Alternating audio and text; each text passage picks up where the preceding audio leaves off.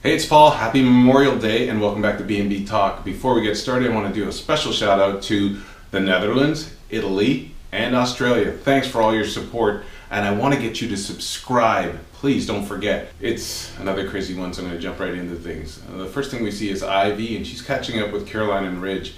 Now, Ridge gives her a bit of grief based on the hatchet job that Spencer did. You know, he says, your boyfriend. And Ivy cuts him off and says, you know, it was not Liam's doing it all. In fact, it was probably Bill that did this. And Ridge sort of lets the cat out of the bag because he says, well, right now, Eric's on his way over to talk to Rick to sack him as CEO. So I think it's a little bit jumping the gun on this. And then we also see Liam, and he is obviously upset that his dad lied to his face. Again, I mean, you'd think by now these guys would know Dollar Bill. Come on, you know him. He's your father.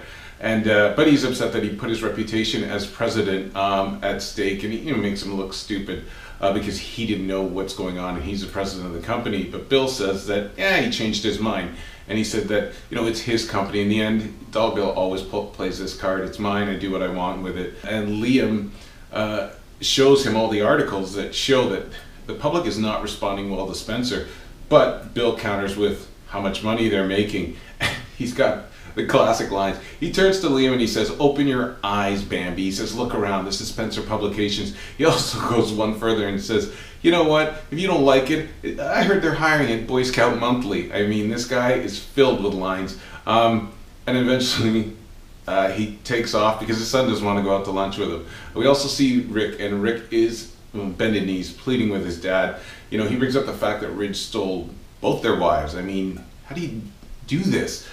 And and he seems to be getting Eric's attention, and he says that he says he's still loyal to Maya, and he knows why she took off. He puts a lot of doubt in Eric's head, and now it's sort of looking like Eric might be waffling a bit. But Eric says that he's going to think it over, and that's where he leaves it. We also see Ivy and Liam together, and now obviously there's a question of where the story leaked out, and Liam tells her that it was his father that was responsible, and he broke his promise, and he said that that there's no guarantee now that Rick's going to be thrown out, and he said that he did this all for Caroline and Ivy, and now he doesn't know if it was all worth it. We also see Rick meeting with Caroline, which is strange to see the two of them together, but it's kind of a decent meeting. Rick asked her if she's there to rub it in or if Ridge sent her, and she said as much as she'd love to rub it in, she's not there for those reasons. She's actually there to support him. And then Rick goes about defending Maya and saying, you know what, she wasn't being dishonest, this is who she is, this is the person she was.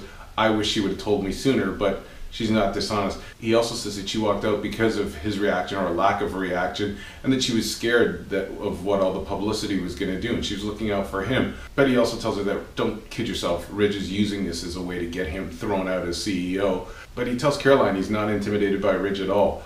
And then we see Ridge and Eric together, and Ridge has assumed that his dad has already pulled the trigger on this, but Eric says he's tired of choosing between the two of them. But Ridge goes on and on about his leadership skills and how Rick was a tyrant.